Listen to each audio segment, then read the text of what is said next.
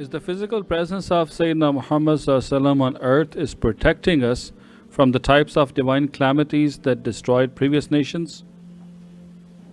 The physical presence of Prophet inshaAllah and the intercession of Sayyidina Muhammad for his nation and to reach paradise realities is an immense blessing. InshaAllah, that's why the teaching is then to keep the presence of the light of Prophet within our soul. Everybody and every physicality will taste of death. Death will never be escaped, but with the time that Allah has given to us, the goal was to make the light of our soul Muhammadiyun, so that to achieve the highest ranks and to safeguard ourselves from the difficulties of the grave. That's why we talked about the realities of intercession. When people think of intercession as a physical event, because they're physical people and they choose not to think of the world of light.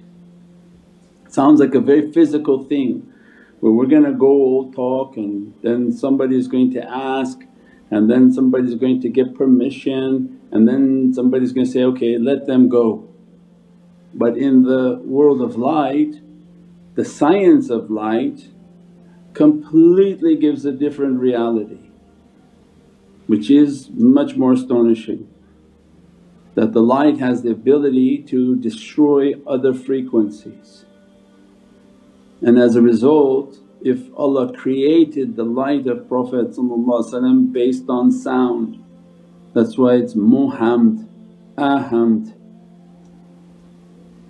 So then people with a little bit of understanding should understand that Allah created this soul, this light based on a frequency, the most powerful frequency, because most praised one in Divinely Presence. Muhammad literally means the most praised one. By who? Not people, Allah doesn't care about people. وَرَفَعْنَا لَكَ ذِكْرَكَ. Allah saying in Qur'an, have we not raised your dhikr, your remembrance? Who did Allah raise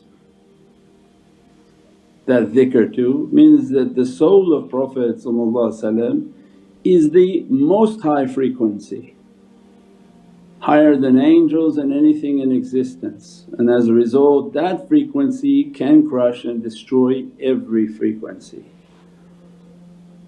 And any frequency that's released and light that is released, not only it destroys lower frequencies but replaces it, because once you take out an energy there's a vacuum of an energy, so have to be replaced. So if you replace it with something much more superior, then not only you destroy the lesser but you put in the higher. And this is the immense reality of intercession. It's not a physical understanding, the spiritual understanding is far greater, far more important. And that's why we said, then look at everything in Islam is based on this kalima Muhammadun Rasulullah. La ilaha illallah brings you into oneness, that there is no God but Allah is the creator. And as soon as you say Muhammadun Rasulullah, your light is now under the annihilation of the light of Prophet. That's why it's the first pillar of Islam.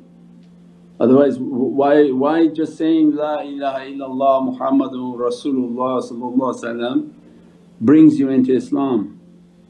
Why? Because you acknowledged it, and that if you had some sort of power to enter into Allah's religion. You have no power. You say that every time when the azan goes off, as soon as they say, Hayya ala salah, you say, La hawla wa la quwwata illa billahi aliyyil azim. That I have no help and no power except in Allah for your salah. So did you have help and power that brought you into Islam just because you recited something? People give themselves too much credit, but the credit is due where it is due, and that's to the light of Prophet. As soon as they recite the shahada, They're asking to be shuhud and to witness. What happens? The Muhammadan light appears but yet they don't witness it, but still it annihilates them. Look what it did to Sayyidina Musa. So it means the nafs of the person is destroyed, and as a result the Muhammadan light enters into them and brings them into Islam. Now destined for that servant whatever has written, Allah destined one day of their shahada or 10 years of their shahada, or to achieve the highest ranks of their Islam. So the intercession and the realities of understanding things through the world of light is far more superior. That's why the sharia is very limited as just an entry into knowledges. But these are now from the tariqah, from the way of ma'rifah, from the way of haqiqah of the kalimah.